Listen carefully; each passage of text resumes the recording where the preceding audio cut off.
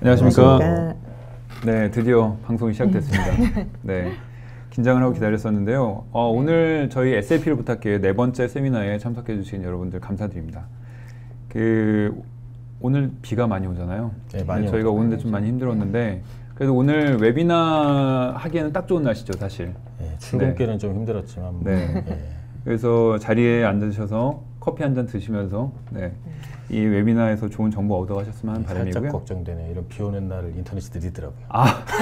네, 인터넷이 시스템 하시는 분이라 잘 아시는군요. 네, 비 오는 날은 사람들이 하도 많이 쓰니까 안에서 조금 렉이 걸릴까 봐 걱정이 되긴 하는데 잘 부탁드리겠습니다, 엔지니어 분들도. 네. 그리고 저희가 오늘 반팔 입었어요. 네. 아직 무대 의상을 저희가 반팔밖에 준비 못 해가지고. 네, 다음 세션에서는 좀 긴팔을 준비해보죠. 근데 조명 때문에 괜찮은 것 같아요, 그죠? 예, 온도 딱 맞는데요. 네.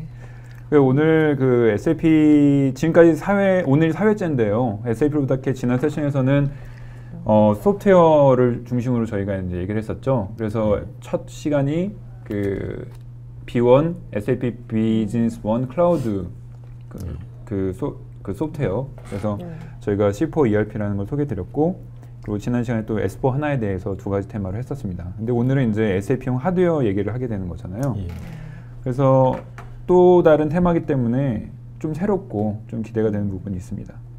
오늘 저희가 진행하는 내용은 SAP 코리아에서 하는 게 아니라 BSG 파트너에서 한다는 점, 이걸 좀 착각하시는 분들이 많이 있어요. 제가 광고할 때 저희 회사 로고를 좀 더 크게 써야 되나 싶은 생각 드는데 BSG 파트너스 저희가 기획을 하고 진행하는 세미나입니다. 내년도에도 계속 될 거니까요. 저희가 11월까지 이제 시즌 1, 앞으로 이제 2번 더 남았죠. 어쩌면 한 번 더 할 수도 있겠습니다만 일단은 11월 말까지 진행을 하고 그 다음에 또 시즌 2에서 또 이제 만나는 그런 과정을 가겠습니다. 많은 앞으로 SAP를 부탁해 시청 부탁드리고요. 오늘의 주제는 지난번에 첫 번째 저희가 세미나를 했을 때 보여드렸던 장표인데요. 그 장표 중에 보시면은 지난번에는 소프트웨어를 클라우드로 서비스하는 방식에 대해서 말씀드렸어요. 이 장표 자체는 클라우드 서비스의 종류를 이제 저희가 표현해주고 있는 정리해 놓은 장표인데 인프라스트럭처를 빌려 쓰는 방법, 그 다음에 플랫폼을 빌려 쓰는 방법, 그 다음에 소프트웨어를 빌려 쓰는 방법 해서 클라우드의 가장 대표적인 세 가지 모델을 저희가 그림으로 이제 그려놨던 것인데 1차에서는 이 소프트웨어를 클라우드로 제공해드리는 방법에 대해서 말씀드렸다면 사실 오늘 SAP 솔루션을 SAP용 서버를 새롭게 도입하는 방식이라는 게 사실은 클라우드 방식의 도입 방식을 저희가 말씀드리려고 하는 거잖아요. 오늘 사전 선문하셨을 때 이미 눈치를 채셨겠지만 클라우드 방식으로 SAP 시스템도 도입할 수가 있다. 하드웨어를. 그 부분에 대해서 사실 많이 모르시는 분들도 계세요. 근데 이미 국내에 도입사들이 생겨나고 있고 굉장히 반응도 좋은 상태이기 때문에 저희가 이것을 우리 SAP를 부탁해서 다루지 않을 수가 없었죠. 그래서 여러분들께 이제 정말로 새로운 방식입니다, 이거는. 그래서 기존의 하드웨어를 사서 또는 리스해가지고 하는 방식이 아니라 클라우드 방식으로 했을 때 얼마나 효익이 있는지를 여러분께 말씀드리려고 합니다. 사전 등록을 결과를 제가 좀 보여드리려고 하는데요. 여러분들께서 처음에 등록하실 때 설문을 하셨잖아요. 그 설문 내용에 보면은 이런 내용이 있었죠. SAP 관련 서버와 SAP 외의 기타 시스템에 대해서 클라우드 방식으로 서버를 이용할 의향이 있으십니까? 라고 저희가 여쭤봤을 때 관심 없다고 대답하신 분들이 약 30% 정도 됐어요. 그리고 나머지 70% 분들은 관심이 있다, 긍정적으로 검토하겠다라고 하셨던 거죠. 이게 어제 집계인데요. 그러니까 30%라고 하는 게 많다면 많고 적다면 적은 말하기 나름이긴 한데 1년 반 전에 비해서는 저희도 1년 반 전에 오프라인에서 똑같은 설문을 했을 때 거의 2배 이상의 긍정적인 시각이 더 늘어난 것을 저희가 볼 수가 있습니다. 옛날에 이게 역전돼 있었거든요. 부정적인 시각이 60, 긍정적인 게 32였는데 지금 이미 이렇게 변해가 있다는 거죠. 그래서 오늘 클라우드 서버 관심 없다라고 답하신 분들께서는 지금 이렇게 변화하고 있구나라는 걸 좀 오늘 들어보시고 좀 긍정적인 시각으로 바뀌는 그런 계기가 되었으면 하는 바람이 있습니다. 많이들 들어오고 계시네요. 그래서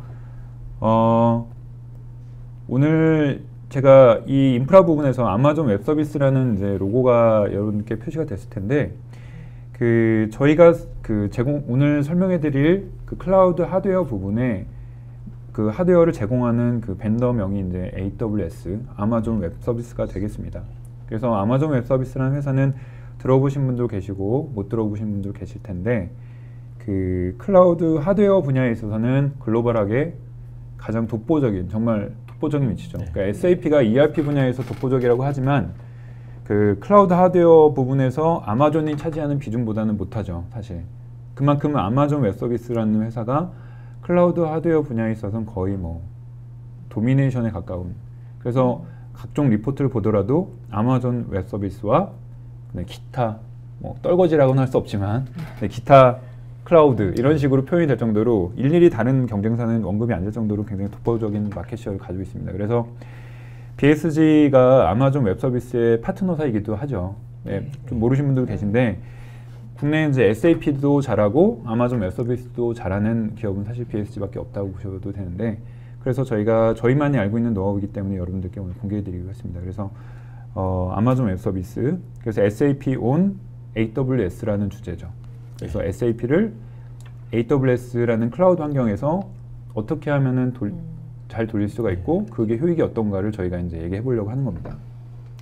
자, 여기까지 이제 제 서론을 마쳤고요. 이제 본론으로 들어가야 되는데요. 네, 제가 오늘 굉장히 피곤합니다, 사실. 네, 아침에 아기를 밥 먹이고 정말 밥 먹이는데 너무 밥을 안 먹어서 또 와이프가 이렇게 화를 내가지고 제가 정말 오늘 피곤했어요. 와이프를 클라우드에 담아놓고 싶다라는 생각도 했는데 필요할 때만 끌어쓰게. 네. 그런데 그럴 수 없는 거 아닙니까? 인간이니까. 네, 잘 살아봐야죠. 그래서 그 SAP on 이제 AWS 주제로 오늘 어떤 아젠다로 갈 건지 한번 얘기를 해봐 주십시오. 예, 네. 아젠다를 설명을 드릴 건데요. 네네. 오늘 설명을 드릴 게 클라우드 중에 대표적인 서비스 말씀해 주셨던 AWS 서비스에 대해서 설명을 드릴 건데, AWS에 대해 잘 모르시는 분들도 계시니 AWS의 서비스가 어떤 것들이 있는지와 그 각각 서비스에 대한 요금 체계가 어떤 것들이 있는지에 대한 설명을 드릴 거고요. 네. 그 다음으로는 온프로미스 환경과 AWS 환경에서 그 궁금하신 것들이 이제 비용 차이가 어느 정도 나는지, 예, 그걸 TCO 관점에서 좀 바라볼 거고요. 이제 과연 클라우드가 싼 건가라는 걸 말씀을 드리려고 합니다. 온프레미스라는 게 온프로미스라는 건 이제 클라우드와 상반되는 개념이죠. 예, 고객이 직접 구매해서 운영을 하시는 시스템을 의미를 하고요. AWS는 이제 클라우드이기 때문에 빌려 쓰는 개념인 거죠. 빌려 쓰는 개념이고. 그 다음은 말씀드릴 건 SAP를 정말 클라우드에 올려서 쓸 수 있는지에 대한 관점인데, 그거에서 궁금하신 것들이 이제 뭐 성능적인 측면도 있으실 거고요, 비용적인 측면도 있으실 건데요. 비용적인 측면을 위주로 설명을 한번 드리려고 하고요. 그 다음에는 이제 성능적인 측면인데요. 클라우드 환경에서 SAP ERP 서버의 사이징이 적당한지, 뭐 이런 거에 대한 어떻게 사이징하면 좋을지에 대한 설명을 좀 드리려고 합니다. 마지막으로는 고객사 사례에 저희가 SAP ERP를 온프로미스 환경에서 소유하고 계시던 시스템을 AWS로 업그레이드 및 마이그레이션 했던 사례를 설명을 드리면서 실제 문제가 됐던 부분들하고 어떻게 하면 좋아질 수 있는지, 그리고 뭐 성능에 문제 없는지 이런 거에 대한 설명을 드리고 마무리를 지으려고 합니다. 네네. 오늘 지금 반응들이 올라왔어요. 와이프를 클라우드에 넣는다. 역시 IT 정신. 많이 속상해서. 진짜 제가 오늘 정말 속상했습니다. 김창현님. 진짜 오늘 아침에 힘들었어요. 네, 정말. 네. 와이프 키워보셔서 아시죠? 네. 사장님도 위에다 넣고 싶은데. 사장님, 네. 그래도 저희 사장님 뭐 괜찮은 편이잖아요. 다른 회사에 비하면. 그런가요? 네. 네. 제가 너무 입에 말리면서. 네. 가보겠습니다. 네. 예, 이제 처음에 말씀을 드릴 건 AWS 서비스 종류부터 설명을 드릴 건데요. 여기 나와 있는 서비스는 AWS 전체 서비스를 설명을 드리는 건 아니고요. AWS 서비스 중에 그 어플리케이션 서비스들이 있거든요. 예를 들자면 뭐 SMS 문자 발송 서비스도 있고, 뭐 메일링 서비스도 있고, 그런 어플리케이션을 해주는 서비스들도 있거든요. 그런 서비스들은 배제를 했고요. 오늘 말씀드리려고 했던 주제에 합당하는 SAP를 AWS에 넣을 때 필요한 하드웨어에 관련된 내용들을 집중적으로 설명을 드리려고 합니다. AWS 직원들도 잘 모를 정도로 엄청 제품이 많이 나오고 있잖아요. 계속해서 새로 네. 나오고 있고요. 그게 이제 뭐 서울 이전에는 아직 다 전부 다 나온 건 아니지만 네. 계속해서 추가되고 있기 때문에 네. 예. 그래서 그 굉장히 방대한 것 중에 SAP에 관련된 부분만 이제 엮어서 예. 네, 말씀하시는 거죠. 예. 네. 그래서 크게 보면 컴퓨팅, 스토리지, 데이터베이스, 네트워킹 정도로 이렇게 나눌 수 있고요. 컴퓨팅은 말 그대로 이제 컴퓨팅 파워하고 메모리 이렇게 CPU와 메모리 이렇게 생각하시면 되는데 그게 올라가는 가상 머신을 생각하시면 되고요. 가상 머신 여러 가지 종류들이 있거든요. 이제 아마존에서는 고객사의 니즈에 맞춰서 컴퓨팅 파워가 필요한 타입, 메모리가 많이 필요한 타입, 일반적인 타입, 뭐 더 큰 인스턴스 뭐 이렇게 구분을 해서 인스턴스 타입 여러 가지로 종류를 만들어 놨고요. 네. 계속해서 고객의 요구에 맞춰서 새로운 인스턴스가 추가되고 있습니다. 그리고 스토리지는 서버에 할당되는 디스크 용도의 스토리지 공간이 있고요. 네. 뭐 저희가 좀 더 싸게 이용할 수 있는 백업 공간이 있습니다. S3라고 얘기하는. 그 스토리지 종류도 스토리지 종류도 이제 다양한 준비해서, 종류로 네. 약간 비싼 거, 예, 조금 가격은 비싼 거. 여러 가지 네. 해놔서 예, 어느 정도 사용 고객- 용도에 따라서 가격이 좀 그렇죠. 비싼 거, 싸고 정해지는 사용 거죠. 용도도 네. 있고 양에 따라서 이제 가격이 틀려지니까 네. 고객분이 필요하신 만큼 필요한 적당한 스토리지를 쓰시면 되는 형태의 스토리지입니다. 네. 그리고 데이터베이스는 일단 기본적으로 그 RDS라고 하는 이미 데이터베이스가 탑재된고 관리를 AWS 해주는 서비스가 있고요. 네. 그 외에도 데이터베이스가 그 AWS 같은 경우는 OS가 한정적이거든요. 네. 리눅스나 윈도우즈나 네. 이거밖에 되질 않아서 네, 뭐 네. 유닉스가 일단 되지 않으니 유닉스가 안 되는 게 네, 좀 이렇게 특징이죠. 되지 않아서 네, 유닉스 머신에 올라가는 것들은 이제 안 되고 네, 네. 그 외에 그 OS에 올라가는 데이터베이스들은 탑재가 가능하거든요. 네. 고객사분들의 라이센스를 가지고 탑재를 하실 수도 있고요. 네. AWS의 라이센스를 이용해서 월 비용으로 내실 수도 있고 네. 그런 것들이 있습니다. 그리고 근데 마지막 거기서 그 유닉스는 사실 조금 요즘에 추세가 어떻습니까? 유닉스랑 요즘- 리눅스, 요즘- SAP도 이제는 리눅스로 가지 않나요? 요즘 추세는 전반적으로 이제 다운사이징이라고 해서 네. 예전에 유닉스 환경에서 네. 이제 리눅스 환경으로 내려가거나 뭐 윈도우즈 X86 머신으로 많이 내려가고 있거든요. 네. 그래서 그 X86 머신의 컴퓨팅 파워가 워낙 좋아지다 보니까 사실 컴퓨팅 파워랑 안정적인 것 때문에 유닉스를 쓰는 거였거든요. 네. 근데 그거 못지않게 지금 X86 머신들이 많이 좋아져서 음. X86 머신으로 다운사이징을 많이 하는 추세입니다. 대기업들도 사실 많이 하고 있으시고 그 S4하나도 리눅스잖아요. 그렇죠. 네. S4 하나도 하나DB 자체가 이제 리눅스 머신에 올라가도록 설계가 되어 있어서 네. 리눅스를 지금 많이 쓰고 계시는 네. 상태입니다. 그리고 예, 네트워킹은 말 그대로 그 네트워크를 하기 위한 기본 환경인데요. 이제 뭐 가상 네트워크 VLAN 구성이라든가 아니면 고객사 간의 네트워크 VPN을 통해서 고객사와 AWS 간의 네트워크도 있고 그리고 여러 개의 시스템을 로드 밸런싱 할 수 있는 분산 기능을 제공을 하고 있습니다. 예, 이런 서비스들이 기본적인 네. 그 인프라 그 저희 처음 클라우드 장표에서 보여드렸던 것 중에 IaaS라고 불리는 네. 예, 인프라 제공하는 것 그게 이제 대표적인 네. 서비스들입니다. 아까 그 인스턴스라는 표현을 하셨는데 사실 앞으로 많이 나올 단어잖아요. 그쵸, 그거 인스턴스를 쉽게 말하면 서버라고 인스턴스는 생각하시면 그냥 될까요? 서버라고 생각하시면 예, 됩니다. 예. 예, 그렇게. 고객분들이 그 생각하시기엔 그냥 서버라고 생각하셔도 네, 네, 되고 네, 네. 이게 그 고객분들이 생각보다는 가상 머신을 많이 쓰고 계시거든요. 이미. 네. 그 가상 머신하고 클라우드랑 별 차이가 없다라고 생각하시는 분들도 꽤 계세요. 실제로 그렇게 큰 차이가 있지는 않고. 네. 근데 클라우드 같은 경우는 이제 더욱 안정적인 기본 베이스를 만들어 놓은 상태의 가상 머신이 올라가 있는 거거든요. 네. 그래서 가상 머신에 대한 이중화나 뭐 이렇게 원격에 떨어져 있는 DR 구축이나 뭐 이런 기본 인프라를 갖춰놓은 상태가 클라우드인 거고 네. 고객사에서 직접 이렇게 가상 머신을 운영하실 수도 있지만 그거는 이제 한정적이거든요. 자원이 어차피 유한 내가 어차피 그렇죠. 구매를 해서 네. 그 안에서만 가상화시키는 예, 거니까. 그 안에서만 하는 거라서 아무래도 한정적이신 네. 거고 아마존은 내가 원하는 만큼 무제한으로 뭐 이론상 끌어다 쓸 수 있는 계속 거니까요. 네. 추가를 아마존에서도 하고 있기 때문에 네. 예. 쓴 만큼 쓰는 게 또 매력이죠. 뒤에서 나오겠죠, 얘기가. 네. 그래서 클라우드를 이용해서 뭐 AWS가 아니더라도 클라우드를 활용하시게 되면 사실 가장 큰 장점은 그 하드웨어적인 점을 신경을 안 써도 된다는 거거든요. 고객사분들이 실제 하드웨어를 도입을 해서 하려면 도입을 하는 데에 대한 시간도 많이 소요될 뿐더러 구매를 해서 운영을 하는데도 만만치 않게 소요가 많이 되거든요. 네, 아주 단순 작업들도 많이 있습니다. OS를 패치를 한다든가 네. 뭐 이런 작업들도 많이 있는데 그런 단순 반복적인 작업들은 전부 다 클라우드 네. 사업자가 다 진행을 해주는 거고 네.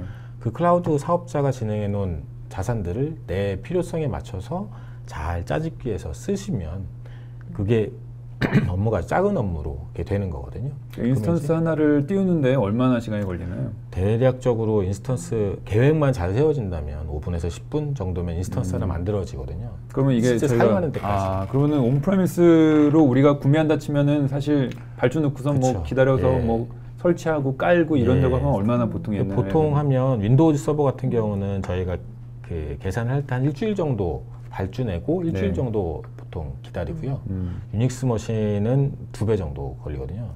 그 shipping돼서 오면 또 설치하는 과정이 필요할 거 아니에요? shipping돼서 오면 일단 그 외부 환경에 있다가 들어오기 때문에 네. 기본적으로 저희가 하루를 놔두는 게 네. 일반적인 가이드거든요. 네, 네. 그럼 또 하루가 지나가고 다시 이제 스토리지 세팅하고 OS 세팅하고 그리고 이제 어플리케이션 올려야 되는.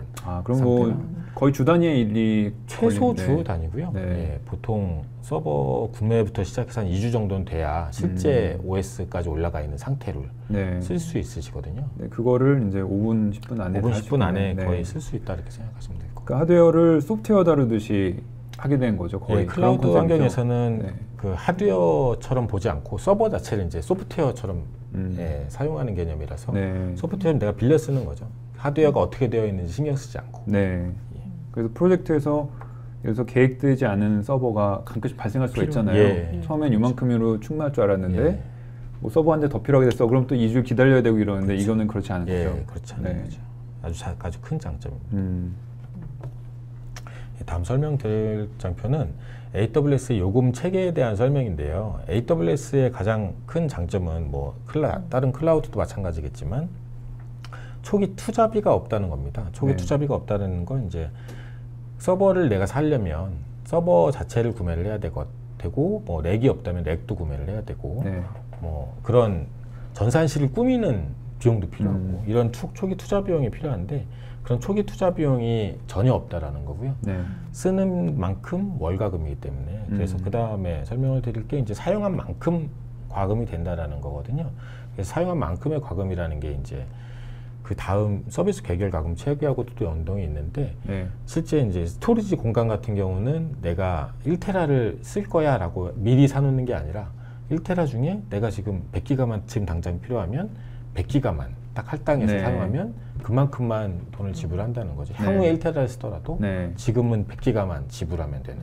그러니까 온프레미스에서는 1테라를 준비해 놨어야 그렇죠. 되지만 온프레미스 그죠? 환경에서는 네. 무조건 1테라를 먼저 사놔야죠. 그렇죠. 그리고 또 이게 하드웨어적인 얘기긴 하지만 그 온프레미스 환경에서는 내가 100기가 쓸 때랑 1테라 쓸 때랑 가격 차이가 많이 나거든요. 한꺼번에 이제 도입할 때 도입해야 네. 할인도 많이 해주니까. 그렇죠. 예.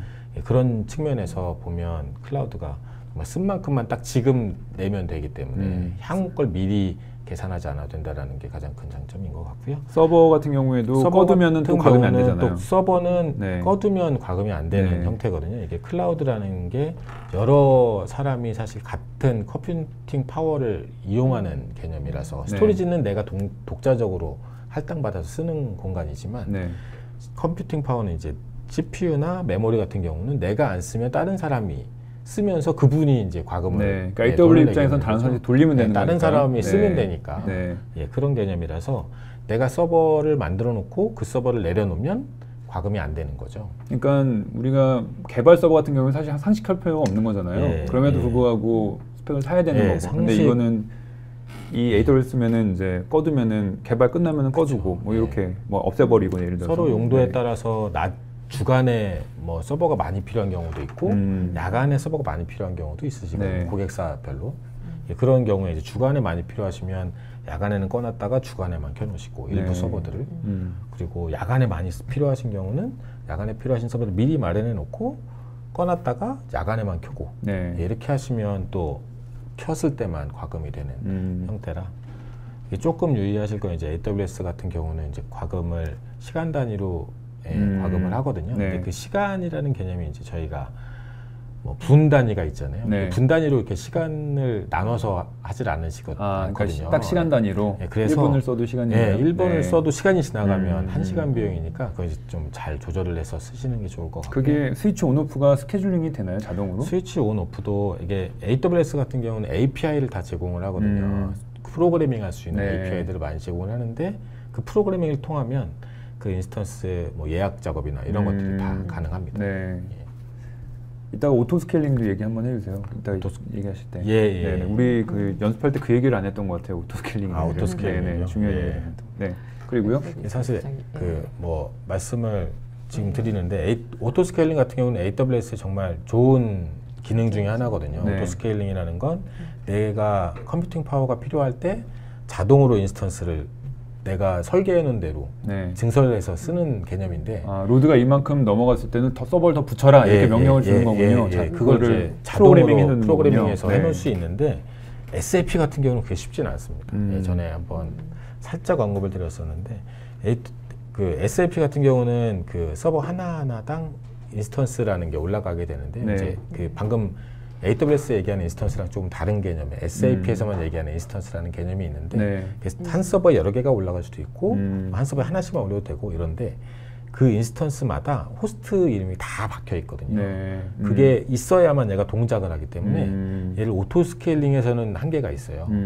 그래서 오토 스케일링을 SAP에 쓰기는 사실 쉽진 않다라고 판단이 되고 사실 꺼두고 키는 형태 꺼뒀다가 내가 그 서버 증설을 할 때 부하 걸릴 때는 잠깐 껐다가 그렇죠. 새로운 더 스펙 좋은 놈으로 옮겨가는 AWS의 기능 중에 보시면 그 모니터링하는 기능들이 잘 되어 있거든요. 그 기능들 중에 알람이라는 기능이 있는데요. 알람은 특정한 그 스레스홀드에 걸리면 예를 들자면 CPU를 90% 이상 쓴다 이 인스턴스를 그러면 다른 인스턴스를 추가하거나 다른 인스턴스를 키거나 이런 작업들을 그 스케줄링에서 걸 수가 있어요. 자동화해서. 그러면 내가 미리 설계를 해놓고 SAP를 만약에 그렇게 했다면 오토 스케일링이 아니라 인스턴스를 미리 설계해놓고 그 인스턴스를 껐다 켰다 하는 걸 자동화하는 방법으로 쓰시는 게 제가 봤을 때는 적당할 것 같습니다. 이 정도는 제가 봤을 때는 너무 오픈해서 얘기해 주신 것 같은데요. 오토 스케일링 좋습니다 이러고 끝날 줄 알았는데 SAP에서 못 쓰니까 저희가 고객분들이 그러니까 노하우가 있다는 거죠. 그만큼 저희가 AWS 경험이 있기 때문에 이런 말씀을 드릴 수가 있는 거고. 또 다음 내용 가볼까요?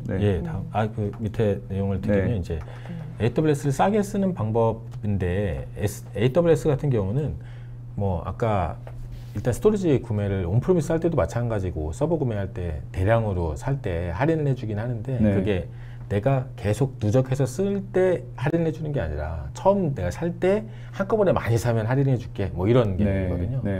그게 뭐 그 마트 같은 데 원 플러스 원 뭐 이런 개념인 거죠. 근데 그 AWS 같은 경우는 스토리지 같은 경우에 대량 구매 할인이 특히 많이 되는데 스토리지를 내가 처음에 100기가를 쓰거나 뭐 이렇게 되면 기본 여기 나온 그 장표에 보시면 1테라까지는 0.03 달러거든요. 월에. 근데 기가바이트당.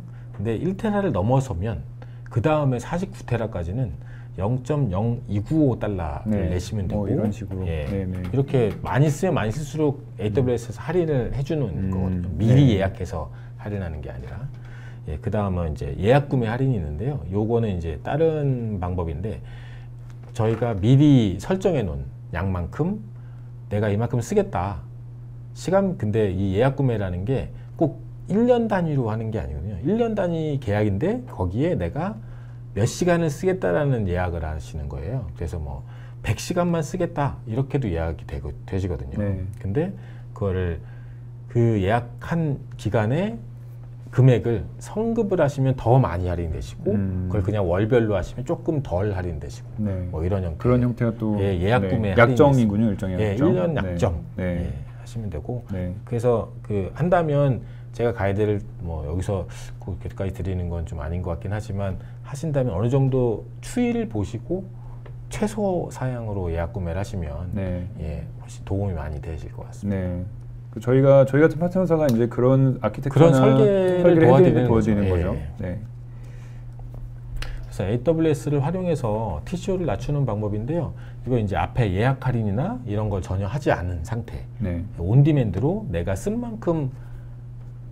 만큼만 내서 할인을 받을 수 있는 방법이거든요. 네. 근데 보시면 여기는 일단 온프로미스 환경에서는 선결제 비용이 필요하시고요. 그게 서버 도입 비용부터 필요해서 네. OS나 그 DB 라이센스, 어플리케이션에 대한 라이센스들이 포함된 형태의 선결제 비용이 필요하시고 네. 뭐 그걸 리스 형태로 하실 수도 있겠지만 대부분 이제 온프로미스 자산으로 잡아서 쓰시기 때문에 그래서 선결제 비용이 필요하시고 그거 이후에도 이제 매년 유지 보수 비용이 필요하시거든요. 근데 AWS 같은 경우 일단 선결제 비용이나 이런 것들이 다 필요가 없고 사용료의 서버의 비용과 OS의 라이센스, 심지어 이제 RDS 같은 경우 DB 라이센스까지 포함해서 사용하실 수가 있거든요. 그 사용료만 내시는 개념인데 문제는 이제 워크로드가 보시면 고객사마다 그 특정 월에 좀 많이 쓰시는 경우도 있고 아니면 그 저희 고객사 같은 경우는 이제 이벤트를 하시거든요. 쇼핑몰이시다 보니까 특정 기간에 이벤트를 하시는데 그때 증가가 워크로드가 많이 증가를 하시는 거죠. 그때 필요한 만큼 늘리면 인스턴스를 늘리고 필요하지 않으면 또 다시 내려놓고 이런 형태로 보시면 저기 보시면 회색 바가 실제 온프로미스 환경일 때는 저렇게 맥스를 치는 피크 타임을 계산해서 구매를 하셔야 되거든요. 처음 구매할 때 예를 들어 뭐 앞으로 5년 동안 우리가 피크 타임치를 견딜 수 있을 만큼의 빠방한 서버를 갖다 구매하는 거잖아요. 엄청 빠방한 서버를 구매를 하셔야 되는데 지금 저희 AWS 같은 경우에 고객사에 잘 활용하시는 건 인스턴스가 워크로드 필요한 만큼 요 파란 색깔이 워크로드의 변화라고 했을 때 저 노란색 면적만큼이 보시면 비용을 내시는 거고 그렇게 온프로미스와 비교를 해보시면 나머지 부분이 이제 싸게 쓰시는 게 되겠죠. 근데 뭐 가격이 1대1로 동일하진 않지만 어쨌든 더 적은 돈을 내셔서 운영이 가능하신 상태가 되겠습니다. 그러니까 워크로드에 맞춰서 그 추에 따라서 하드웨어 스펙도 옵티마이제이션해서 갈 수 있는 최적화해서 게 가시는 게 비용을 싸게 가실 수 있는 방법입니다. 다음 장표를 보시면 그럼 SAP, ERP의 정말 하드웨어 사이징이 적당한가에 대한 얘기를 다음 장표부터 이렇게 쭉 드릴 건데요. 지금 이 장표는 저희 고객사 온프로미스 환경의 시스템을 AWS 옮기고 난 이후에 CPU 사용률이거든요.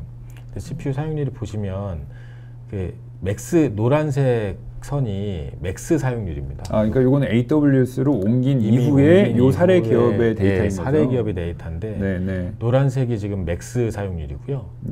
파란 18% 미만으로 떨어져 있네요. 맥스가 20%를 넘어선 적이 없고 거의 15% 이내에서 동작을 하고 있으시고 실제 그 평균 사용률은 5% 이내로 유지가 되고 있으시거든요. 근데 요걸 저희가 사이징을 할 때 이미 고객사의 실제 운영하시던 시스템 온프로미스 시스템에 온프로미스 시스템에 AWS에 가이드하는 매핑해서 저희가 설계를 한 거였거든요. 근데 그거보다도 이제 실제 사용률은 더 낮으신 거죠. 그러니까 기존에 온프레미스에서 이만큼 서버가 있었는데 이것을 갖다가 AWS로 옮기면서 한 반 정도로 줄여서 했는데 온프레미스의 서버보다 확실히 적은 컴퓨팅 파워를 요구하거든요. AWS에서는. 그래서 다운사이징이 된 상태인데도 그런데도 18% 미만이다. 미만이라서 만약에 요 고객사 분이 그 온디맨드로 해서 할인을 받고 싶으시다라고 하면 이거보다 더 작게 해도 무방한 정도. 절반 정도로 낮춰도 50%가 되지 않는 CPU 사용률을 보이실 테니까 저희가 가이드 드릴 때 맥스가 80% 넘지 않게 쓰도록 가이드를 드리거든요. 평균 사용률은 60% 이내로 유지할 수 있게 유지를 드리는데 지금 같은 경우를 보면 참 안정적으로 지금 AWS에서 운영이 되고 있는 거고요. 다음 장표를 보시면 그 클라우드 환경에서 그러면 어떻게 사이징을 해야 되는 건지 그리고 기존의 사이징은 어떻게 했는지에 대한 얘기를 드리려고 하는데요. 일단 온프로미스 환경에서 사이징은 저희가 프로젝트를 하게 되면 고객사의 그 SAP 같은 경우 이제 사이징을 해주는 툴이 있습니다. 그 사이징 툴을 이용해서 사이징을 하긴 하는데 고객사마다 업종에 따라서 그 사이징이 안 맞는 경우가 많이 있거든요. 네. 그래서 저희 같은 경우는 BSG의 고객사 사례를 이용해서 고객사에서 이 정도 사이징으로 쓰고 계시더라. 네. 그러면 그걸 이용해서 일단 어느 정도 필요한 용량을 계산을 하거든요. 근데 거기에 이제 추가적으로 필요한 게 그 다음을 네. 보시면 그 고객사마다의 특별한 사항들이 있습니다. 피크치에 대한 보정이나 아니면 3년이나 5년에 대한 자연적인 증가분 보통 10에서 20% 정도를 잡거든요. 그리고 뭐 인터페이스가 다른 사이트보다 많다, 뭐 이런 거에 대한 보정, 뭐 백그라운드 잡을 더 많이 돌려야 된다, 뭐 이런 거에 대한 보정을 저희가 하거든요. 그럼 네. 보정을 하면 보통 저희가 처음에 잡았던 실필요 용량의 2배 정도가 이제 보정 치료에서 고객사가 필요한 시스템 이렇게 잡게 되고요. 네. 그 다음에는 저희가 고객사의 이제 특수한 상황을 보는 거거든요. 네. 고객사가 지금 매출보다 거의 2배가 된다라거나 아니면 뭐 인수합병을 통해서 다른 계열사가 들어온다거나 뭐 이렇게 되면 지금 서버로 감당이 안 될 수 있기 때문에 그 서버에 여유 공간을 많이 두거든요. 뭐 네. 디스크나 CPU나 메모리를 더 꽂을 수 있게 네. 그렇게 여유 공간을 보통 여유율 100%라고 하거든요. 아, 슬롯을 더 여유 있게 나중에라도 꽂을 수 있는 대용량 서버를 여유율을 거죠? 100%로 두는데 내가 사용하는 만큼의 여유 공간을 그대로 만들어 해서 저희는 사이징을 드리거든요. 네. 그렇게 되면 그 똑같은 사양이라고 하더라도 네. 실제 그 어느 정도 담을 수 있느냐에 따라서 가격 차이가 배 이상 나거든요. 서버 자체가. 아, 똑같이 현재 스펙은 똑같은데 얘는 앞으로 확장성이 더 크다 네, 그러면 얘가 확장성이 더 큰 놈은 가격이 네. 뭐 배 이상으로 네. 뛰거든요. 그래서 엔터프라이즈 버전 같은 경우는 뭐 심하게는 4배 이상 네. 가격이 튀는 경우도 있거든요. 네. 뭐 특수한 기능들이 더 추가되어 있긴 하지 더 네. 안정적이고 네. 더 커질수록 그렇긴 하지만 어쨌든 비용이 그렇게 증가가 되는데요. 네. 그래서 실제 보면 여유 용량이 실필요 용량보다 3배 정도가 되는 거죠. 전체 네. 여유, 네. 전체 사이징의 75%는 지금 당장 필요한 양이 아니시거든요. 네. 근데 저희가 AWS 같은 클라우드를 이용하시게 되면 저희가 처음 설계한 실필요 용량만큼만 가지고 시작을 하실 수 있다는 거죠. 네. 오픈 시점에. 뭐 그게 훨씬 실필요 효율적이고요. 예, 그거 자체도 실필요 용량 자체도 저희가 처음 설계할 때 했던 실필요 용량이 아니라 실제 저희가 이제 프로젝트를 하다 보면 그 저희가 예상하지 못했던 트랜지션이 발생하거나 아니면 저희가 이렇게 예상을 했는데 다른 설계가 될 수도 있거든요. 업무 프로세스 자체가. 그렇게 되면 이거보다 더 작은 용량으로 시작할 수도 있고 네. 예, 더 크게 필요한 양만큼 늘려서 사용할 수도 있고 이거를 고객사 상황에 맞춰서 오픈 시점에 가장 적합한 사이징으로 오픈할 수 있다는 게 네. 가장 큰 장점이고 거기서 인스턴스를 확장하거나 아니면 더 추가하거나 뭐 이런 것들이 자유롭기 때문에 고객사 분들은 적게 시작하는 거에 대해서 부담이 전혀 가지실 필요가 없게 되는 거죠. BC 이 시스템을 사이징하는 컨설턴트 엔지니어 입장에서는 사실 굉장히 부담을 덜었다고 볼 수 있겠네요. 이게 저희 입장에서는 이게 사이징이 오버사이징이 돼도 고객사에서 욕을 네, 저희는 먹고요. 네. 이게 너무 적은 사이징이 네. 돼도 고객사분들한테 욕을 네. 먹거든요. 이게 근데 그거 맞추기가 사실 그거 뭐 점치는 것도 거의 아니고 쉽지 않잖아요. 점치는 거나 네. 다름없거든요. 정말 네. 점치는 거나 다름없는데 네. 그러니까 BC 입장에서는 사실 엔지니어 입장에서 좀 크게 잡고 싶어 하겠죠. 그러면은. 맞습니다. 예. 네. 그래서 여유 공간을 많이 잡는 네. 거거든요. 네. 저희 나중에 입장에서. 욕먹으면 안 되니까. 그나마 여유 있게 하면 네. 욕을 덜 먹어요. 네. 그러니까 아무래도 욕 크게 잡을 수밖에 없거든요. 네. 근데 저희가 여유 이렇게 100%를 잡아놨는데도 부족하신 고객사도 있었어요. 사실. 네. 근데 그런 거 같은 경우는 오픈하고 당장 문제가 있는데 어떻게 할 수가 없어요. 시스템이 새로 들어와야 되니까. 네. 그 교체까지 한 6개월 정도가 소요가 되셨고 고객사분들은 느린 상태로 한 6개월을 그냥 쓰신 거죠. 네. 근데 AWS 같은 경우는 저희가 이렇게 설계를 해놓고 오픈을 하더라도 다시 증설해서 고객사의 상황에 맞게 편한 상태로 쓰실 수 있는 네. 게 그때 다운타임이 뭐 몇 분 안 되잖아요. 다운타임이 저희가 그 인스턴스 타입을 변경한다면 네. 보통 한 2분에서 3분 정도 네. 소요가 되고요. 인스턴스 추가하는 건 뭐 기존에 있는 상태로 그대로 네. 추가를 할 수 있으니까 그러니까 우리가 10분 안에 추가가 되는 아, 거죠. 그 네. 정도로요. 네. 그러니까 요 정도로 사이징 해가지고 시작했는데 좀 부족하다, 내지는 뭐 좀 남는다 그런 걸 갖다가 옮기는 다운 사이징 아니면 뭐 업 사이징 하는데 시간이 그거밖에 2, 소요 안 3분 정도 되면은 옮겨갈 수 있다는 생각하시면 거군요. 됩니다. 예. 네. 그래서 아까 그 얘기가 안 한 것 같은데 예, 클라우드는 박스 대 박스로 그러니까 예를 들어 온프레미스의 박스 스펙이 이만큼인데 클라우드 스펙을 똑같은 스펙으로 놓고선 뭐 5년을 비교하면 사실 클라우드가 비싸잖아요. 예, 여기에서 나오는 대로 이제 뭐 이 여유 용량을 다 차지하는 그렇죠, 그렇죠. 이만큼을 다 똑같이 클라우드로 예, 하겠다. 그럼 클라우드가 비싸잖아요. 경험상 클라우드가 더 비쌉니다. 네. 예, 그래서 클라우드에 대해서 처음 알아보시는 고객분들이 대부분 우리 걸 담으려면 얼마큼 돼야 돼요? 이렇게 물어보시거든요. 그러면 요만큼을 있는데 그쵸, 이걸 그대로 담는 걸 비교해 보시는 거죠. 이만큼을 우리가 지금 사이즈가 이렇게 되어 있는데 클라우드에 이렇게 담아야 돼요. 그러면 얼마큼 돼요? 그러면 100% 비싸거든요. 그렇죠. 고객분들은 클라우드 비싸네. 이렇게 생각을 맞아요. 하시게 되는 거죠.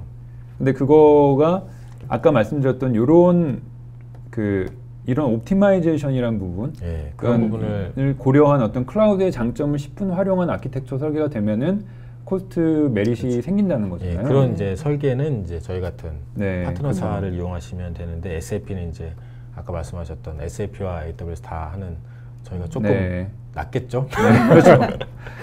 그러니까 그렇게 클라우드 장점을 활용을 해가지고 옵티마이제이션 시키고 이제 그런 처음부터 이렇게 큰 스케일로 안 가고 스타트 스몰 할 수 있는 게 이제 그 장점을 갖다 10분 활용하면 가격적으로 메리실 뿐만이 아니라 향후 운영하는 데 있어서도 그 플렉서빌리티가 훨씬 높으니까 더 유연하게 하드웨어를 대응할 수 있다는 큰 장점이 있는 거죠. 그러니까 이 부분에 대해서 사실 박스 대 박스로 비교해서 클라우드가 비싸다고 생각하시는 분들이 많으신데 대부분은 다 그렇게 비싸다고 생각하시는. 근데 그거가 그건 이제 클라우드의 장점을 잘 살리지 못했기 때문에 그런 이제 결과가 나온다는 것을 사실 강조를 해드리고 싶습니다. 고객사 이제 사례로 들어갈 텐데 어미사님 이제 한 말씀 하시고 가셔야 그래도 루신 옆에서 좀 가만히 입 다물고 있다가 한 말씀만 드리고 가겠습니다. 우선은 지금 고객사 사례에 대해서 말씀을 드릴 텐데요. 지금 말씀드릴 고객사는 올해 초에 한 3개월 정도의 기간을 통해서 전산실에서 운영하던 대부분의 시스템을 AWS로 이관한 그런 고객사이고요. 고객사에 대해서 간단하게 말씀을 드리면 국내에서 소비재를 제조해서 판매하는 유통기업으로서 해외에 판매 법인을 보유하고 있고요. 최근 몇 년간에 국내 및 해외 매출액이 급상승한 회사입니다. 그래서 작년 매출액은 한 3천억 원 정도 규모이고요. 클라우드로 이관한 시스템들을 보면요. 거의 전체라고 볼 수 있습니다. 외부 호스팅 서비스를 이용하는 그룹웨어를 제외한 SAP ERP나 레거시 그리고 온라인 쇼핑몰 등을 얘기할 수 있습니다. 그러니까 그룹웨어만 이쪽에 사스를 이용하고 계신 거고 이 기업은 나머지 시스템은 전부 다 AWS 올린 이제 저희는 올인 케이스라고 하는데 ERP를 포함한 모두 다 올렸고 그리고 이 기업은 사실 뭐 저희가 사정상 이름은 공개 못하지만 사실 들으시면 다 아시는 그런 국민 기업 중에 하나입니다. 그래서 굉장히 AWS 입장에서도 되게 자랑스럽게 생각하는 케이스 중에 하나죠. 그걸 BSG가 했다는 게 또 자랑스럽군요. 그렇습니다. 그 AWS로 이전하기 직전에 그 고객사의 IT 운영 환경에서의 그 문제점을 몇 가지 말씀을 드리면요. 첫 번째로 그 노후화된 시스템을 들 수 있는데요. 대부분의 시스템 자체가 교체 시기가 이미 지나서 노후화된 상태에서 운영상의 리스크가 많았습니다. 또 그 하드웨어 위에서 운영되는 SAP라든가 기타 레거시 시스템 자체들도 업그레이드가 필요한 그런 상황이었고요. 이 모든 시스템에 대해서 뭐 서버 교체라든가 업그레이드를 위해서는 하드웨어 구매 비용이라든가 아니면 OS DB 등의 소프트웨어 구매 비용 그리고 업그레이드에 따르는 컨설팅 비용까지 초기 투자 비용이 굉장히 많이 필요한 상황이었거든요. 이런 부분에 대한 문제점이 좀 가지고 있었고요. 또 그 외에 지금 최근에 그 국내 및 해외 매출액이 급성장하면서 비즈니스 변화가 상당히 많았는데요. 그 비즈니스 변화에 따르는 IT 환경 변화에 대한 요구도 좀 많은 편이었습니다. 근데 지금 노후화된 그 시스템 환경으로는 그런 요구 상황에 대해서 바로바로 대응하는 게 좀 어려운 상황이었고요. 그 외에 또 다른 문제로는 IT 운영 인력 부족을 들 수 있는데요. 지금 전산실이나 그 외의 모든 어플리케이션에 대해서 소수의 IT 인력이 운영을 하고 있었는데 그마저도 지금 IT 팀원들의 그 뭐 퇴사라든가 조직 변경을 으로 인해서 지금 운영 자체가 조금 어려운 상황에 봉착하게 되었습니다. 그래서 이런 문제들을 좀 해결하기 위해서 우선 첫째로는 그 서버 교체라든가 하드웨어 교체에 따르는 그런 그 비용, 초기 투자 비용을 좀 줄이기 위해서 클라우드 서비스로 모든 시스템을 옮기기로 결정을 하였고요. 그러니까 스펙도 업그레이드 하면서 OS나 그렇죠. 소프트웨어도 다 업그레이드 하면서 다 클라우드로 옮긴 거죠. 그죠? 그냥 똑같이 옮긴 게 아니라. 그렇죠. 서버 스펙을 올린 건 아니고요. 적정하게 지금 운영하고 있는 시스템 환경을 조사해서 적정한 사이징을 통해서 클라우드 서비스로 옮겼고요. 그 클라우드 서비스로 마이그레이션을 하면서 전체 어플리케이션에 대해서 업그레이드 및 고도화를 진행하여서 글로벌 시장 진출에 대해서 언제든지 비즈니스의 요구에 대응할 수 있는 인프라를 갖추게 되었습니다. 이런 모든 그런 작업을 BSG가 IT 토탈 아웃소싱을 맡게 됨으로써 클라우드 이관 및 업그레이드 고도화 이 작업을 진행하게 되었습니다. BSG가 이제 실제로 클라우드로 마이그레이션하는 작업과 그 마이그레이션한 이후의 운영까지도 저희가 전부 다 맡아가지고 하는 그런 케이스가 되겠죠. 좀 여러분들께 이제 자랑할 수 있는 BSG가 잘하고 있다는 걸 이제 좀 쇼잉업 할 수 있는 케이스가 저희가 저희가 다 하고 있습니다. 뭐 이런. 정말 다 저희가 하고 있습니다. 다음 주에 또 운영에 대한 얘기를 또 저희가 하니까요. 다다음 시간에. 고객사의 뭐 대부분의 서비스를 AWS로 이관했다고 말씀드렸는데요. 고객사 시스템들을 보면 그룹웨어나 SAP, DB 서버라든가 레거시 시스템들이 여러 개가 있었고요. 그리고 쇼핑몰, 온라인 쇼핑몰들의 웹 서버들이 있었는데요. 이 부분들에 대해서 그룹웨어 서비스를 제외한 모든 시스템은 AWS의 서비스로 이관을 하였습니다. 한번 눌러주시겠어요? 살짝 애니메이션을 넣는다고 넣었는데 이런 식으로 이관을 하였습니다. 그래서 그룹웨어 서비스는 어차피 SaaS를 이용하고 있었으니까 근데 나머지 서비스는 전부 다 AWS에 올렸다는 거죠. 그렇습니다. 그래서 요 장표는 이제 여기 질문 중에 그런 말씀이 올라왔었어요. 아까 클라우드로 변경 이동 시간에 따른 동기화는 어떻게 처리되나요? 라고 이제 말씀하신 그런 질문이 들어왔는데 이 장표를 보시면 조금 이해가 되실 수 있을 것 같아요. 이 질문 올라오는 건 제가 이따가 좀 몰아서 좀 제가 말씀을 드리고요. 벌써 42분이네요. 설문조사 지금 떴는데 설문조사 뜨시면은 답변해 주신 분들께 저희가 또 상품 준비했으니까 많이 설문 참여를 부탁드리겠습니다. 저희가 방금 고객사 사례 중에 저희 주제에 맞는 AWS에 SAP를 마이그레이션해서 넣은 절차를 설명을 드리려고 하는데요. 일단 그 SAP 같은 경우는 마이그레이션이라는 자체가 전체 다운타임으로 이루어지게 되거든요. 근데 지금 고객사 상황 같은 경우는 SAP R3의 4.6C 버전을 쓰고 계셨고 4.6C를 썼고 논 유니코드 환경이었는데 논 유니코드였는데 글로벌라이제이션이 필요하신 상태라서 SAP ECC 6.0에 EHP7으로 갖고 유니코드 컨버전까지 해야 되는 상태인데 저희가 이제 마이그레이션이라고 하면 다운타임이 되게 중요하긴 하거든요. 그래서 다운타임을 최소화하는 건 패스를 줄이는 거거든요.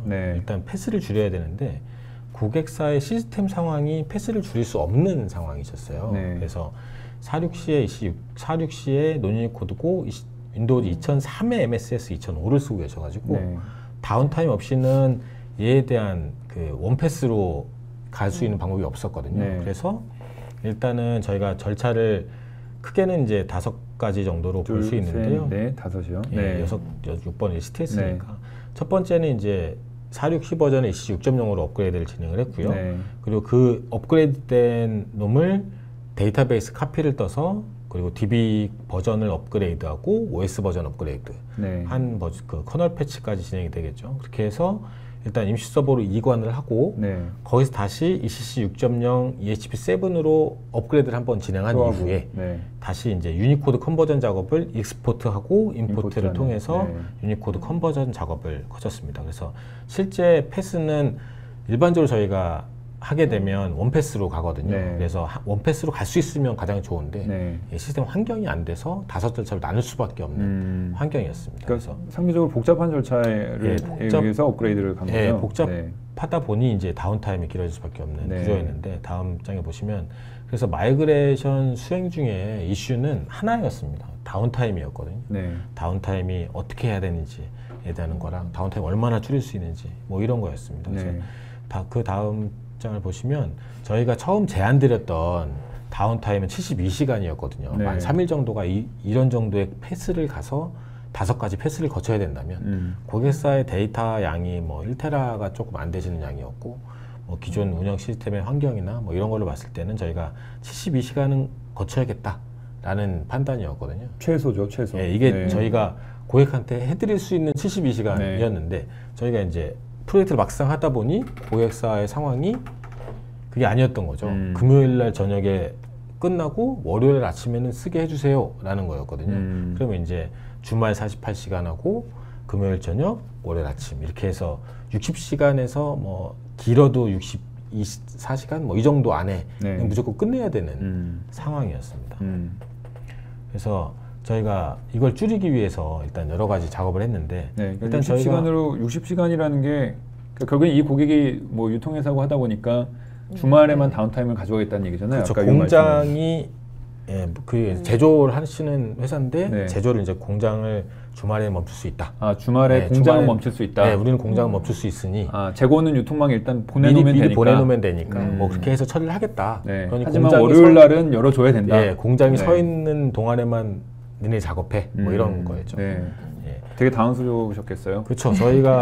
제가 이제 뭐 계속 얘기를 드렸던 게 72시간 안으로는 힘들 거다라고 저도 생각을 했었고 뭐 그런 거였기 때문에 고객사 시스템 상황으로 봤을 때 그런 거였는데 저희가 그래서 1차로 이제 마이그레이션을 하는 데 걸린 시간은 실제로 이제 ECC 6.0의 업그레이드는 하고 DB 마이그레이션까지 11시간 정도 소요가 됐고요.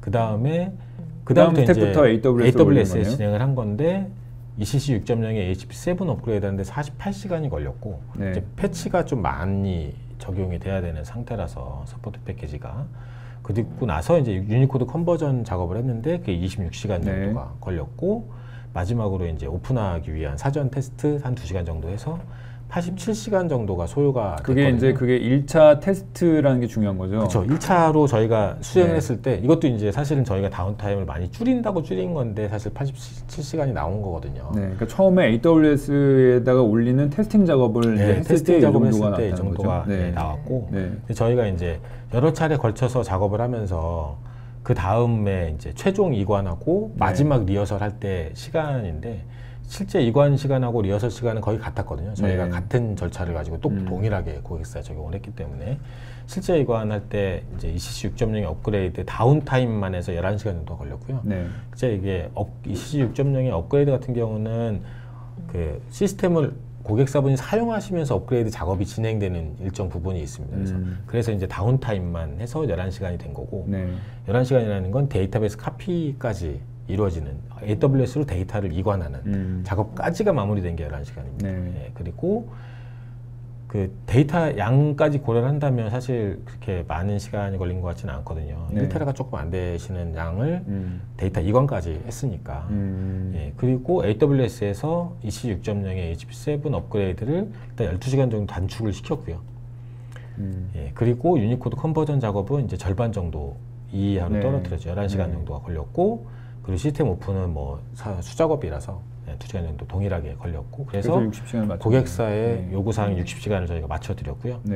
그래서 이렇게 한 거는 AWS에서 강점이 이제 인스턴스 타입의 조정을 통해서 저희가 실제로 고객사한테 제안했던 시스템은 여기 보이시는 M4 엑스라지라는 작은 시스템이거든요. 얘가 실제로 고객이 사용했던 거죠. 이게 뭐 작은 시스템이라고는 하지만 뭐 그래도 센, 작지만 강한. 저희가 이제 고객사 사례로 보여드린 CPU 사용률 보시다시피 20%가 안 되는 사용률이 그 고객사 엑스라지를 쓰고 계신데 그런 거거든요. 근데 그거를 임시로 저희가 프로젝트를 위해서 증설을 시켜서 2엑스라지로 2배 정도 리소스를 증설을 시켜서 자원을 더 할당해서 잡은 거고요. 저희가 리소스 그 업그레이드나 유니코드 컨버전 같은 경우에는 저희가 프로젝트 할 때 최소 시간을 위해서 최대한 리소스를 많이 쓰도록 작업을 하거든요. 그래서 리소스를 최대한 많이 쓴 거였고, 이걸 이제 측정을 하기 위해서 더 큰 인스턴스로도 조정을 해봤거든요. 네. 근데 그 상태에서 시간이 차이가 많이 나지 않아서 네. 저희가 최적화해서 실제로는 이관을 저 2X 라지 가지고 진행을 하게 됐습니다.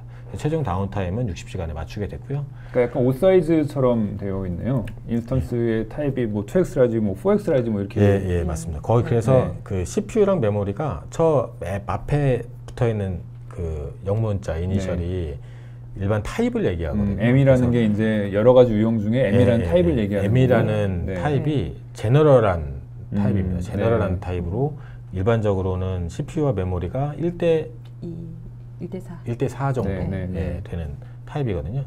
아무튼 그렇게 해서 저희가 그렇게 큰 2X 라지를 쓰다가 이제 X 라지로 옮겨가는. X 라지로 최종해서 오픈을 해드린 거죠. 그러니까 요거는 서버를 센 놈을 가지고선 컴퓨팅 파워를 확 투자해가지고 다운타임 갖다가 확 줄인 거고. 그래서 이제 다시 노멀하게 사용하실 분. 그러니까 이게 그전 조건법에서는 불가능했던 방식이잖아요. 기존에서는 불가능했던 거죠. 그래서 지금 저희가 이제 그 다음 말씀드릴 건 저희가 사례 기업의 SAP 성능 비교인데 기존의 온프로미스 환경에서 쓰고 계신 이제 한 5개월 정도가 있으시고 AWS로 옮기고 나서 1개월 정도 지금 쓴 장표거든요. 보시면 온프로미스 환경에서 여기도 이제 성능이 워낙 좋으신 상태였거든요. 0.4초, 0.3초 뭐 이랬던 거였는데 AWS 옮기고 나서도 CPU 사용률이 20%가 되지 않고 실제로 0.2초, 0.3초 이내에서 왔다 갔다 하고 계시거든요. 그래서 AWS에서 SAP를 쓰는데 큰 문제는 없다. 뭐 잘 돌아간다라고 저희 입장에서 보면, 운영하는 입장에서 보면 잘 돌아가고 있는 상태다라고 말씀드릴 수 있겠습니다. 그 다음 말씀. AWS로 옮기면서 더 빨라진 케이스네요, 이 경우에. 이게 더 빨라진 건 여러 가지가 지금 복합적으로 있어서 OS, DB, SAP 다 업그레이드가 된 차도 있지만 우리가 말하고 싶은 부분은 에서도 문제없이 잘 돌아간다. 잘 돌아간다는 거죠. 그 환경을 더 업그레이드된 환경을 해치지 않고 잘 서포트해준다는 얘기죠. 보통은 업그레이드가 되면 더 무겁거든요. 대부분의 시스템들이 더 무거운 환경이 더 잘 돌아가고 있다는 걸 생각하시면 될 것 같습니다. 그 다음에 이제 비용에 대한 비교를 좀 드릴 건데요. TCO 얘기를 좀 드려야 될 것 같아요. 그래서 온프로미스 같은 경우는 저희 이제 고객사 사례로 말씀을 드리자면 기존 인프라가 이제 다 교체를 하셔야 되는 상태라서 기존 인프라에 대한 운영비가 있으셨거든요. 뭐 인건비 포함해서 IT 인프라에 대한 유지보수 비용들이 있으셨고, 그리고 인프라를 차지하는 공간에 대한 전산실에 대한 유지 비용이 필요하셨거든요. 전기료 포함해서 냉난방비도 있어야 되고, 그리고 이제 서버가 다 노후화됐으니 신규 서버를 교체하셔야 되니까 신규 서버 구매 비용 이게 필요하신 상태였거든요. 기존 그대로 만약에 유지를 하신다면. 근데 클라우드로 저희가 이관을 하면서는 다음에 보시면 기존 인프라 운영비의 약 90% 정도의 금액으로 지금 운영이 되고 있으시고요. 그리고 인프라 공간 자체가 축소가 되셨거든요. 남은 인프라라는 게 이제 인터넷 쓰셔야 되니까 네트워크하고 전화 써야 돼서 이제 PBX 장비가 전화, 인터넷 전화요. 그런 장비들이 필요하신 거고, 그 기존 인프라에 포함 그 운영비의 90%에 포함되는 금액이 어떤 게 있냐면 다음에 보시면 AWS 사용료, 실제로 이제 서버 네트워크 사용료가 되겠고요. 그리고 저희가 토탈 아웃소싱을 하고 있거든요. 토탈 아웃소싱 서비스가 포함되어 있는 금액입니다. 그래서 기존 운영하시는 걸 그대로 옮겨서 저희가 90% 금액에 운영을 하고 있다. 그러니까 기존에 쓰던 돈이 100이면 그거의 90 정도의 비용으로 모든 걸 다 새로운 것을 업그레이드하면서 안정적으로 지금 운영을 하고 운영도 다 외주를 맡겨서 커버하는 안정적으로 그렇게 된 케이스입니다. 그래서 그다음 보시면 옮기고 나서 변화에 대해서 이제 아무래도 인프라에 대한 민첩성이 강화가 되신 거고, 그리고 글로벌 사업 환경에 대한 인프라를 지금 저희가 구축을 해드린 상태거든요. AWS 같은 경우가 사실은 다른 클라우드 국내 로컬 벤더의 장점은 글로벌하게 여러 군데 있기 때문에 언제든지 금방금방 바꿀 수 있거든요. 그 지점을 확장할 수 있고. 한국에 있다가도 내가 뭐 싱가포르로 싱가포르나 일본이나 뭐 유럽이나 바로바로 이렇게 확장이 된다면 그쪽에 옮겨서 더 빨리 할 수 있다는 장점이 있겠고요. 그리고 신규 서버나 소프트웨어 업그레이드를 한 것 같은 효과가 지금 나고 있으시고요. 그리고 저희가 토탈 아웃소싱을 통해서 아무래도 저희 예, 운영 전문 그렇죠. 기업이다 보니 네. 예, 운영 전문성을 강화가 되셨습니다. 네. 저희가 이제 운영도 하고 컨설팅도 하고 예, 운영만 그렇죠. 하는 전문 기업은 아니고요. 예. 양대 축이죠. 예, 네. 예. 보안 얘기 사실 지금 보안에 대한 문의를 몇 분께서 해주셨어요. 근데 이게 네. 너무 시간이 좀 촉박해서 네. 간단히 말씀드릴 건데 네. 일단 기본적인 AWS에서 인프라는 네. AWS가 정보 보안의 각 나라마다의 정보 보안 요구 사항들이 있거든요. 네. 그 정보 보안의 요구 사항을 충족해서 인프라를 구축을 해놓은 상태고요. 네. 그리고 각 인프라에 대한 그 접근이나 제어에 대해서 감사 기능들이 다 있습니다. 그걸 활성화 시켜놔서 그 감사를 통해서 제어를 할 수가 있고요. 제어를 다 가능한 거고 인프라 보안은 기본적인 그 가상 환경에서 접근하는 거에 대해서 전부 방화벽이 다 개별로 다 처리가 되고요. 네. 예를 들자면 웹 서버, 와스 서버 서로 다른 네트워크 구간에 둘 수 있고 서로 간의 네트워크도 끊을 수도 있고 네. 풀어주는 것도 포트 단위로 풀어줄 네. 수 있고 이런 네. 서로 그 기존에 갖고 계셨던 방화벽을 전부 다 구현할 수 있게 되어 있거든요. 그거 외에는 이제 추가적으로는 이제 고객사가 어쩔 수 없이 외부에 오픈해야 되는 네. 쇼핑몰 같은 네. 저희 고객사 같은 경우는 그래서 웹 어플리케이션 방화벽이라는 걸 추가로적인 서비스를 이용해서 네. 도입을 해서 좀 더 보안을 강화했고 뭐 DB 암호화나 이런 것들은 별개 서비스를 이용하긴 했거든요. 네. 근데 기본적인 인프라에 대한 보안은 기존 온프리미스나 뭐 IDC를 이용하시는 거나 큰 차이가 없다고 생각이 되시고요. 사실 요즘의 보안 가장 큰 취약점은 내부 직원에 의한 공격이거든요. 네. 내부 직원 PC가 감염이 돼서 공격된 이런 것들은 이미 승인된 기기에 통해서 접근이 되는 거라 네. 이건 AWS도 똑같이 막지를 못하거든요. 네. IDC도 마찬가지고 네. 온프리미스도 마찬가지고 네. 그런 거에 대해서 이제 PC 보안을 하셔야 되는 상태인 거고 그건 이제 AWS에 보면 이 PC도 VDI 환경을 제공하거든요. 네. 그런 걸 이용하시면 좀 더 아마 보안을 강화하실 수 있을 거고 예, 그렇게 될 것 같습니다. 네. 그러니까 보안 때문에 사실 아까 그런 질문도 있었어요. 그 사장님 설득을 해야 되는데 그쵸. 이게 여러 가지 왜 이거를 설득을 할 수 있는 어떤 클라우드로 갈 수 있는 키포인트를 좀 집어달라. 근데 사장님들이 또 연세 있으신 분들은 이제 자기네 시스템을 그러니까 자사의 시스템을 외부에다 놓는 게 사실 거부감이 있는 경우가 거부감이 있잖아요. 많이 있으세요. 근데 그 저희는 뭐 은행에다가 돈을 맡기는 게 안전하냐, 금고에다가 놓는 게 안전하냐 그쵸.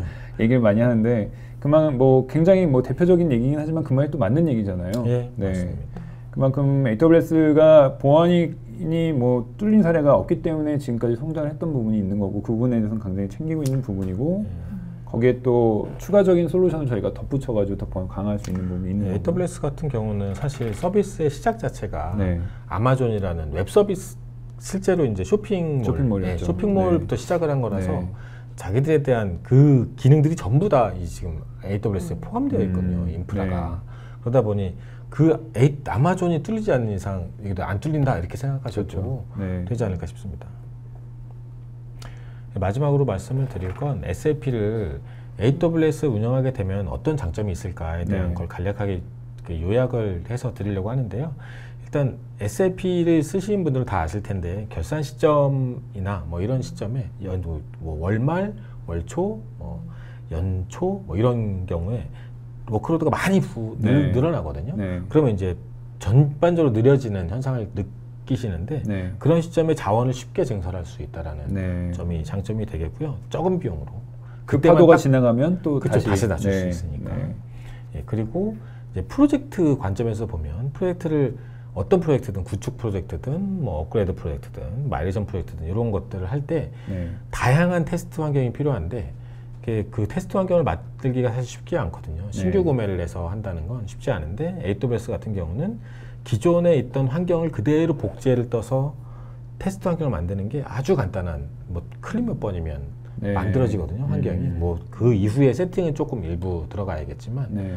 서버가 만들어지는 데까지는 데이터까지 포함해서 만들어지는데 불과 뭐 십몇 분 안에 된다고 보셔야 되거든요. 네. 예, 그래서 아주 손쉽게 구현할 수가 있습니다. 그 다음은 HA나 DR 같이 고가용성 환경을 구성하는데 상당히 어려움이 있거든요. HA라는 게 이제 고가용성 하이 어베일러빌리티 하이 어베일러빌리티를 얘기하는 거고 하고 DR은 복구. 디제스터 네. 리커버리라서 재해복구를 말씀드리는데 이런 고가용성 환경 구성이 사실 쉽지는 않습니다. 온프리미스 할 때는 사실 비용도 뭐 더블 비용도 일단 더블이 돼야 되고 공간도 더블이 돼야 되거든요. 그래서 환경 구성이 쉽지 않은데 이런 게 AWS에서는 일단 기본적으로 고가용성 환경으로 되어 있는 구성이라 쉽게 된다는 거죠. 서로 다른 곳에 위치시키면 되니까. 그리고 또 백업 쪽 단에서는 사실 꺼두면 또 비용이 또 안 나가는 맞습니다. 그래서 그 다음에 보시면 이제 그 백업용 서버는 내려놓으면 비용이 발생하지 않으니 적은 비용으로 구성이 가능하다는 장점이 또 있고요. 그래서 HA나 고가용성 확보를 위해서는 쉽게 구성하고 싸게 구성할 수 있다 이렇게 생각할 수 있겠습니다.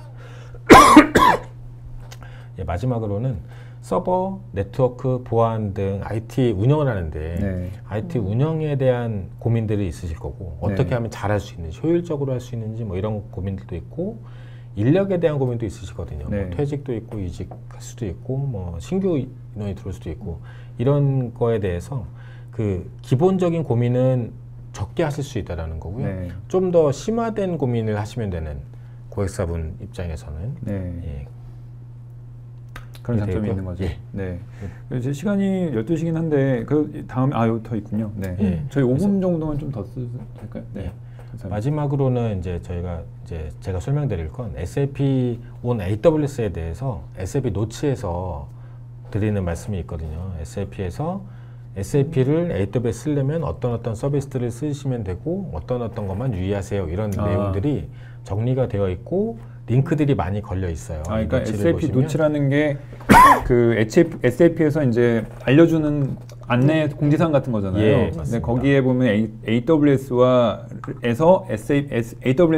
SAP를 돌리는 것에 대한 이제 공지가 나와 있고 사실 그 글로벌하게 SAP가 자사 클라우드도 가지고 있지만 AWS랑 또 타이트하게 또 파트너십을 가지고 있어서 AWS 환경에서 이제 SAP를 돌리는 게 다 인증이 되어 있는 거죠. 그래서 지금 실제로는 SAP에서 그 클라우드 환경에 그 이미지를 만들어 놓은 것들이 있거든요. 그걸 실제로는 아마존하고 그 마이크로소프트 두 군데에 지금 퍼블리싱이 되어 있어요. 그래서 아마존하고 아주 밀접한 관계로 엮여 있다고 생각하시면 될 것 같습니다. 글로벌하게. 그래서 그 마지막 선표입니다만은 뭐 질문을 제가 몇 개만 하고 갈게요. 일단 저희가 AWS 관련 문의는 저희 홈페이지에 이제 요 컨택이라는 메뉴로 가시면 제 사진이 올라와 있어요. 제 젊을 때 사진이. 그래서 그쪽으로 연락을 주시면 저희가 대응을 해드리도록 하고요. 질문 한 두 개 정도만. 그래서 질문 첫 도입 시 유지 보수 혜택 같은 게 있을까요?라고 이제 말씀하셨는데 저희가 AWS를 처음 도입하실 때는 저희가 POC 방식으로 펀드를 지원해 드리는 프로그램이 있어요. 그래서 그런 프로그램을 통해서 처음에 뭐 한 몇 달 동안은 뭐 비용을 갖다가 아주 약하게 내지는 거의 제로로 사용하실 수 있는 혜택도 있기 때문에 그런 부분은 저희가 이제 의사가 있으신 기업께서는 연락 주시면 저희가 안내를 드리도록 하겠습니다. 그리고 SAP 운영 환경이 유닉스 기반인데 AWS 적용을 위해 유닉스를 윈도우즈 또는 리눅스 환경으로 변경 적용이 가능한지요? 라고 물어보셨네요. 충분히 가능하고요. 저희가 아까 말씀 드렸었는데 최근 추세가 다운사이징이 많이 추세가 되어가고 있거든요. 이렇게 유닉스 머신의 장점은 컴퓨팅 파워가 좋고 안정적이라는 건데 요즘 나오는 X86 그 머신들이 리눅스가 올라가는 머신들이 아주 잘 나오고 있거든요. 컴퓨팅 파워도 좋고 그런 상태라서 실제로 다운사이징을 많이 하고 계시고요. 대기업에서도 지금 많이 다운사이징을 하고 계시거든요. 근데 기존 고객사 거를 유닉스 시스템을 마이그레이션 하려면 저희가 이제 아까 보여드렸던 장표에서 유니코드 컨버전을 했던 작업처럼 익스포트 했다가 임포트하는 작업이 필요하긴 하거든요. 그래서 마이그레이션이 안 되는 건 아니고요. 마이그레이션은 가능합니다. 가능하고 라이센스 문제는 발생하지 않죠. 서버를 옮기는 건, 그러니까 OS를 옮기는 거는. OS 그 SAP 라이센스 자체는 OS랑 상관이 없고요. DB랑만 관련이 있습니다. DB를 그대로 유지하면 그 라이센스를 그대로 쓰실 수 있는 거거든요. 그리고 홍성훈님께서 교체 및 마이그레이션 시 주의점이나 먼저 컨설팅을 받아보는 게 좋을까요? 라고 말씀하셨는데 저희한테 연락 주시면 저희가 안내를 컨설팅을 해드릴 수가 있을 거고요. 그리고 아카이브된 데이터도 AWS로 마이그레이션 할 수 있나요? 아카이브된 데이터라는 것 자체가 네. 실제로는 파일로 떨어지는 형태거든요. 네. 아카이브라는 것 자체가 그 공간을 그 아카이브 프로젝트를 하게 되면 실제로 이제 전혀 다른 서드 파티로 이관을 하게 되거든요. 근데 그거를 다시 가져왔다가 한 번은 이관이 돼야 되고요. 네. 거기서 다시 그 옮기는 작업은 한 번 해야 될 것 같습니다. 일단은 그 아카이빙 솔루션을 도입하기가 조금 다른 방식으로 접근을 해야 될 것 같거든요. AWS로 만약에 이관을 하신다면 기존 아카이빙 데이터를 그대로 쓰실 수는 없어요. 예, 아카이빙 된 거는 어쨌든 마이그레이션 한 번 하셔야 됩니다. 네. 그 과정도 문의 주시면 저 자세하게 좀 설명을 드릴 수가 있을 것 같네요. BSG는 어떤 약자냐면은 허성현님께서 질문하셨는데 BSG는 브릿지 솔루션 그룹의 약자고 저희가 창업했을 때 그 이름을 썼었는데 지금 BSG로 불리고 있습니다. 지나가다 캠브리지 간판 보고 지었다고 저는 알고 있습니다. 네. 저희가 2000년도에 저희가 벤처로 시작했는데 네. 한 시간이 다 되긴 했는데 하나만 AWS IDC는 국내에 있습니까? 라는 질문이 있는데 국내 리전이 생겼고요. 그 SAP에 관련된 서비스는 전부 다 국내에서 받으실 수가 있습니다. 그래서 그 부분은 안심하고 가셔도 될 것 같습니다. 나머지 질문에 대해서는 저희가 돌아가서 댓글을 통해서 저희가 이제 답변을 달아드리는 걸로 하고요. 다음 2016년 11월 10일 날 16년 네, 11월 올해 다음 달 12월 10일 날 목요일 오후 2시에 이제 이번에는 SAP 운영을 어떻게 하면 잘할 수 있는지 BSG가 가지고 있는 이제 운영에 대한 노하우나 왜 BSG를 선택해야 되는지 그리고 저희가 이제 최근에 또 미국 오피스를 또 오픈을 했잖아요. 그쪽에서 또 미국 미주 지역을 또 운영을 하고 있고 저희가 중국 지역도 이제 지사에서 운영하고 있는데 그런 내용들을 이제 운영에 대한 고민이 있으신 분들은 다음 시간에 또 들으셔서 또 좋은 정보 받아가셨으면 좋겠습니다. 그럼 오늘 이 정도로 마무리할까요? 예. 고생하셨습니다. 네, 그럼 다음 시간에 또 뵙겠습니다. 고맙습니다. 네, 고맙습니다. 감사합니다.